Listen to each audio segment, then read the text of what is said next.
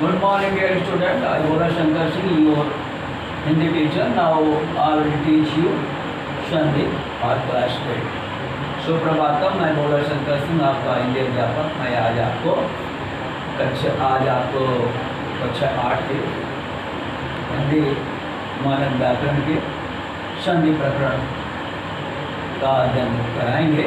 इसमें कि स्वर संधि और व्यंजन संधि हो चुके हैं। आज हम विसर्ग संधि से अवगत होंगे। चलिए हम विसर्ग संधि का अध्ययन करते हैं। विसर्ग संधि एक्सेप्शनल ज्वाइनिंग, जब किसी विसर्ग स्वर या व्यंजन के आने पर विसर्ग स्वर विसर्ग के बाद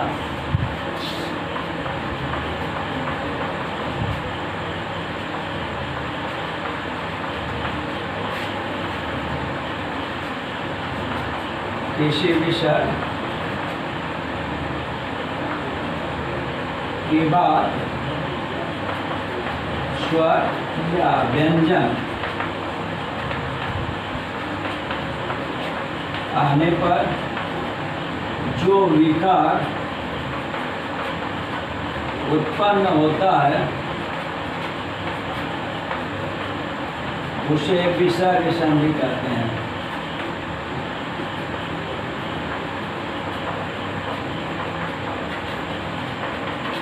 विसर्ग संधि किसे कहते हैं? किसी विसर्ग के बाद जब स्वर या व्यंजन आता है उनके मिलने से जो परिवर्तन होता है उसे विसर्ग संधि कहते हैं। विसर्ग संधि का उदाहरण जैसे दो धनगुण, दो धनगुण, दुर्गुण, दुर्गुण, विसर्ग का यहाँ पर र हो गया। तो चलते हैं विसर्ग संधि के प्रमुख नियम व उदाहरण।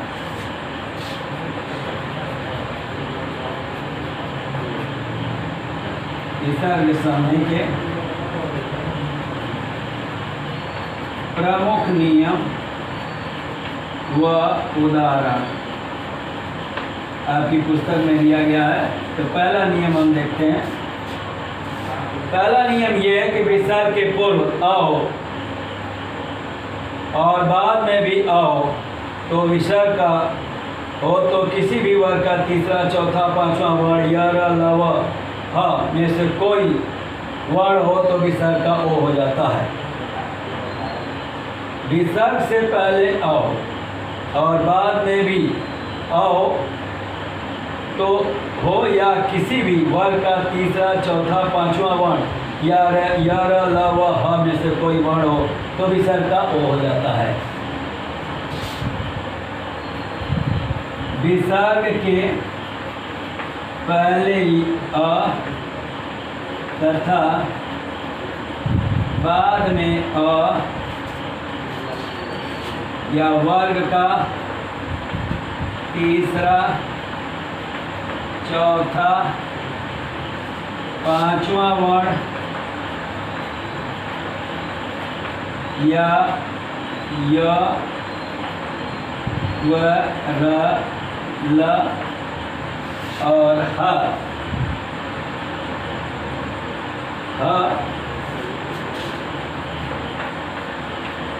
में से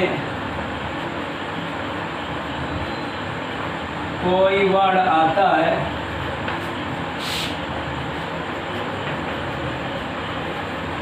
तो विसर्ग का ओ हो जाता है।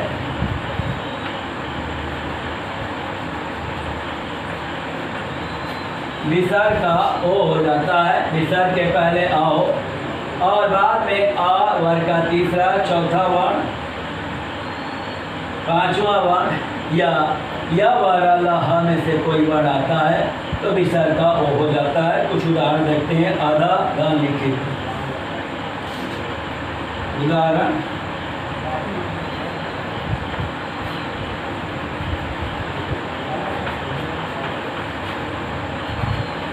क्या हो जाएगा? अधोलिखित। या ये जो विसर्ग था उसका ओ हो गया और अधोलिखित हो गया। विसर्ग का ओ होने से ध पर ओ का मात्रा होकर अधोलिखित हो गया। और मना द रथ,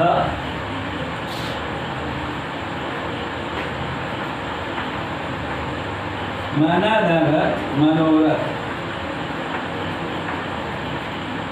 तो ये रहे दो उदाहरण। अन्य उदाहरण मना धन विकार, मनोविकार, मन धन हर, मनोहर, तेज धनमय, तेजोमय, यश धनगान, यशोगान, तप धन वन, तपोवन, तप धन विधि, तपोविधि, रज धन गुण, रजोगुण, मन धन ज मनुष्य। इस प्रकार से ये हो गया आपका पहला नियम, विसर्ग संधि का पहला नियम। अब हम चलते हैं विसर्ग संधि के दूसरे नियम की ओर।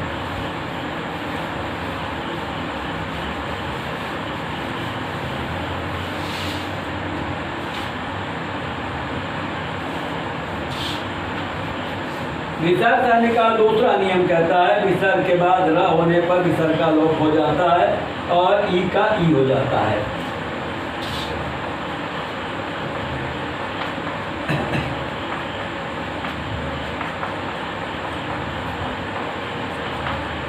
र का लोप हो जाता है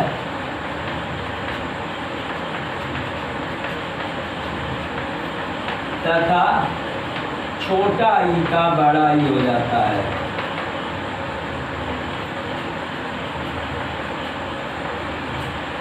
विसर्ग के बाद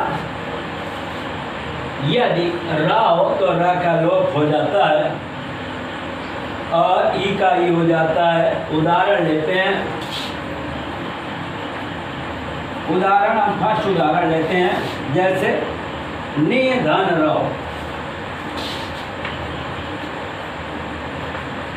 और ये हो जाएगा नीरो, बड़ा हो जाएगा नीरो। दूसरा उदाहरण लेते हैं निह धन रज,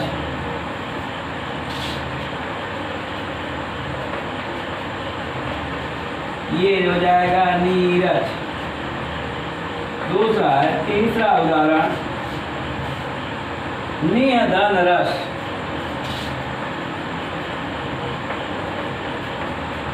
और ये हो जाएगा नीरस।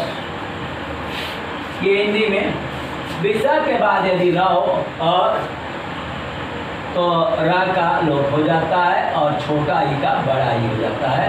ये जो छोटा ई था उसका बड़ा ई हो गया, छोटा ई का बड़ा ई हो गया, छोटा ई का बड़ा ई हो गया, और इसका क्या हो गया, लोप हो गया विसर्ग का।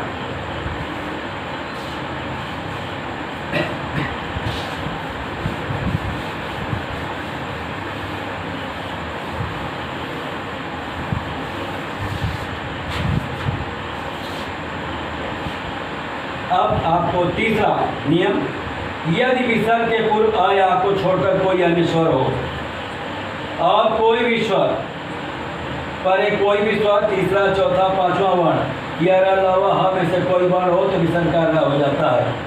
विसर्ग से पूर्व अ आ को छोड़कर कोई अन्य स्वर हो,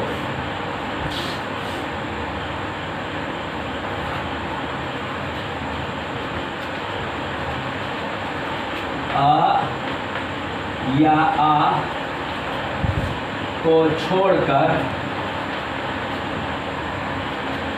अन्य कोई स्वर हो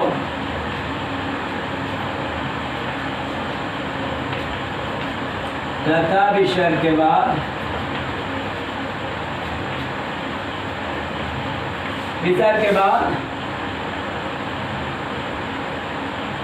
कोई भी स्वर वर्ग का तीसरा चौथा पांचवा वर्ण,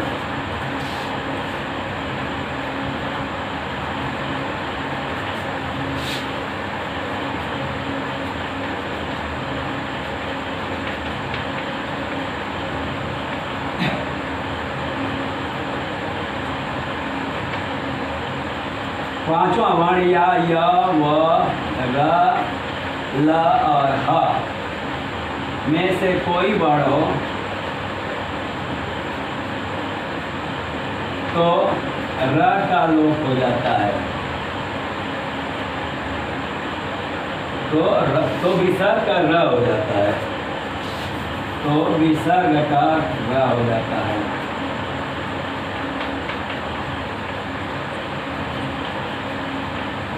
अब विसर्ग का रा हो जाता है। विसर्ग के पहले आ को छोड़कर कोई स्वर हो और विसर्ग के बाद पूरे स्वर आए। इसके बाद तीसरे चौथे पांचवें वर्ण हो या व रा ला हा में से कोई हो तो विसर्ग का रा हो जाता है। उदाहरण देखते हैं, दो धन गति। यहाँ आ को छोड़कर ऊ है और विसर्ग का यहाँ पे गा है, तीसरा वर्ण है इसलिए गा हो जाएगा। दुर्गति। निधन आकार।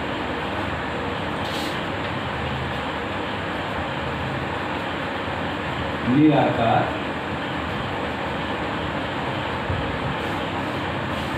दो धन गंध।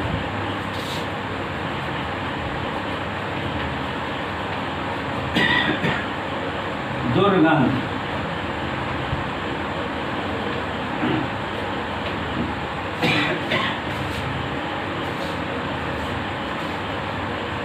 ये हो गया तीसरा नियम।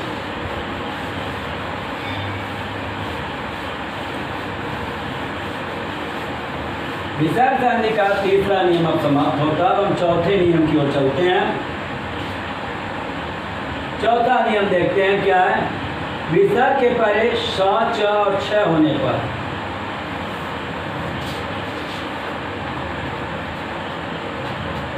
के परे स, च और छ होने पर स, च और छ होने पर च और छ होने पर विसर्ग का क्रमशः स, श और श हो जाता है।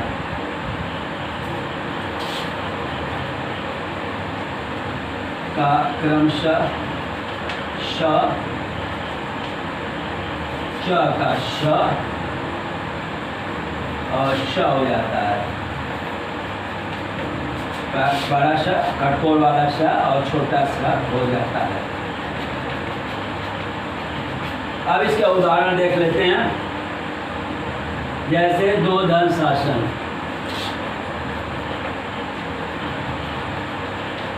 या दुशासन हो जाएगा। दुशासन। यहाँ श हो गया, श के कारण बड़ा श हो गया, दुशासन। और निधन संदेह।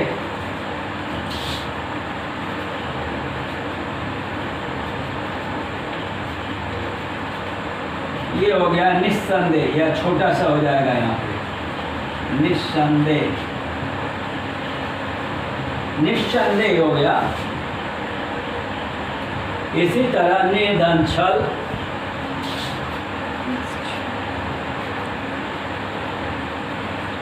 या छ निश्चल। निधन छल, छ का श हो जाएगा, छ का श हो जाएगा। निधन छल तो निश्चल।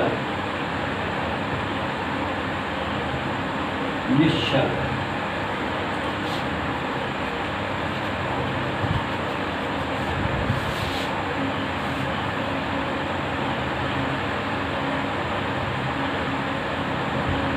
श का श, च का कठोर वाला श और छ का श हो जाता है। तो निधन छल निश्चल। निधन सार निस्सार।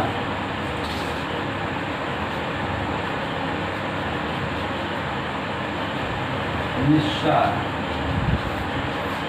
इस प्रकार ये चौथा नियम भी समाप्त होता है। विसर्ग के बाद यदि च, विसर्ग के बाद यदि श, च और छ आए तो उसके स्थान पे श का श ही रहेगा और च का कठोर वाला श हो जाएगा और छ का छोटा सा हो जाता है। ये उदाहरण है इसके।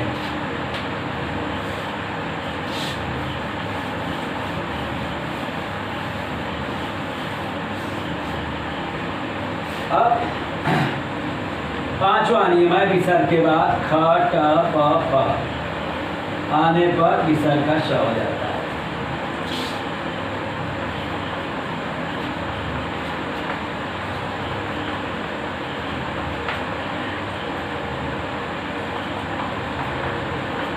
ख, ट, प, फ आने पर विसर्ग का श हो जाता है। खाया जाए टाया जाए, पाया जाए, पाया जाए तो विसर्ग का खटकोड़ वाला शब्द जाता है।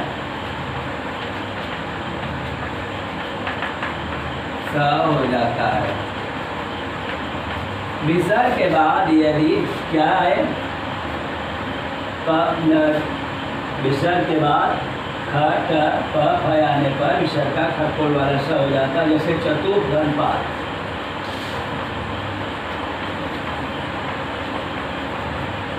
या चतुष्पाद हो जाएगा, खटकोड़ वाला स, चतुष्पाद। दूसरा उदाहरण लेते हैं,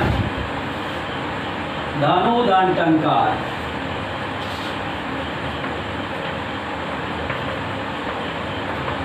यहाँ हम देखते हैं विसर्ग है, इसके बाद का आया तो इसका खटकोड़ वाला सा हो जाएगा, धनुष्टंकार, ये हो जाएगा। तीसरा उदाहरण,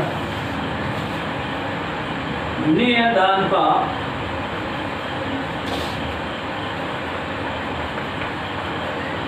ये हो जाएगा निष्पाप। ये इस प्रकार से तो उदाहरण है। तो ये पांचवा नियम है। विसर्ग के बाद यदि खाया है, टाया है, पाया है और खाया है तो विसर्ग का खटकोड़ वाला श हो जाता है। और चतुर्धनपाद चतुष्पाद, धनुर्धंटंकार धनुष्टंकार, नियदनपाद निष्पाप। इस प्रकार ये पांचवा नियम समाप्त होता है।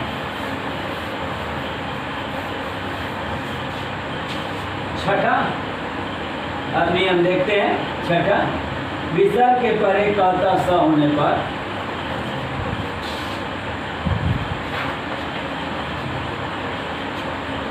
के परे का श होने पर विसर्ग का श हो जाता है।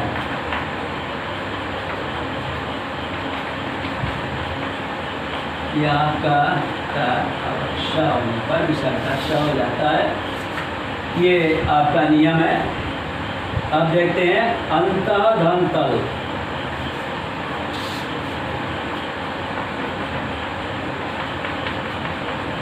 हो जाएगा अंतस्थल,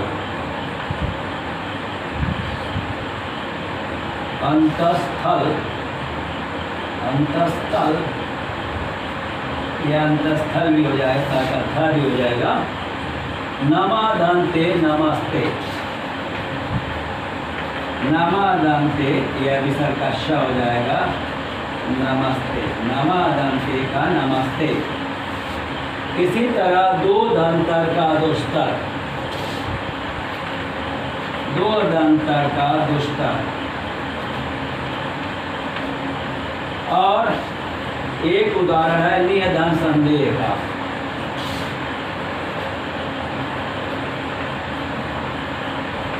निस्संदेह,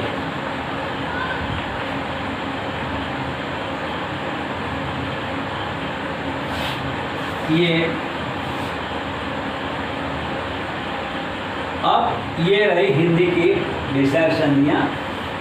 अब इसके बाद हम चलते हैं कुछ विशेष संधियां। हिंदी का विशेष की विशेष संधियां।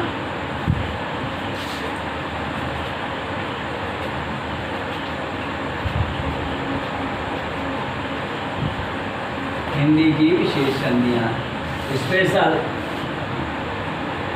ज्वाइनिंग है।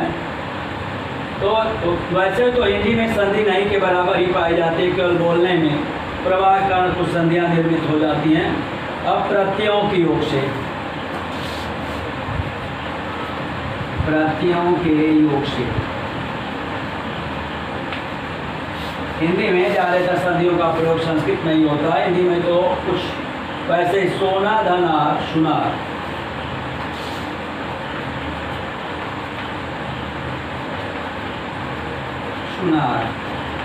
ये विशेष संधि है, इसका कोई विशेष नियम नहीं है।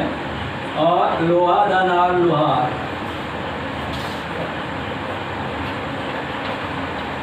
ये दीर्घ संधि हो गया लोहार। और मामा धन एरा ममेरा,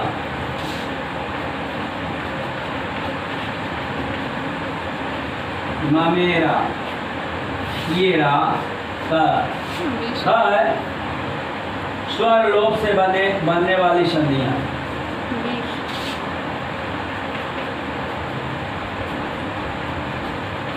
स्वर लोप से बनने वाली संधियां।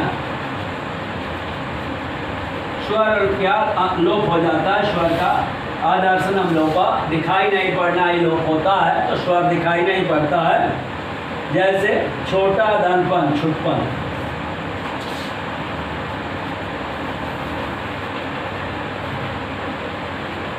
छुटपन। इसी तरह बकरा धनी, बकरी,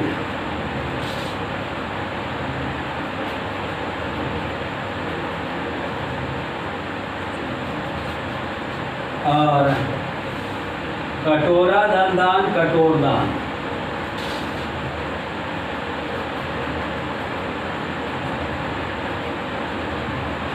कटोर दान, ये रहा ख नियम। अब चलते हैं ग, व्यंजन लोप से बनने वाली संधियां।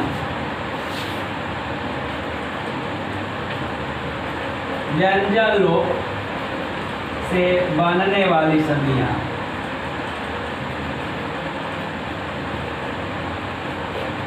व्यंजन के लोप से बनने वाली संधियां कुछ हैं, जैसे इस धन ही,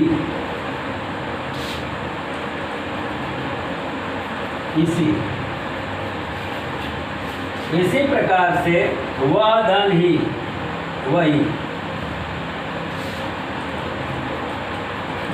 वही, और उस धन ही, उसी,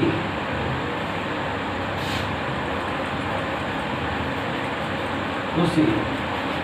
ये रहे गा का नियम। और गा का स्वर के रस हो जाने से निर्मित संधियां। स्वर के रस हो जाने से निर्मित संधियां। रस हो जाने से निर्मित संधियां।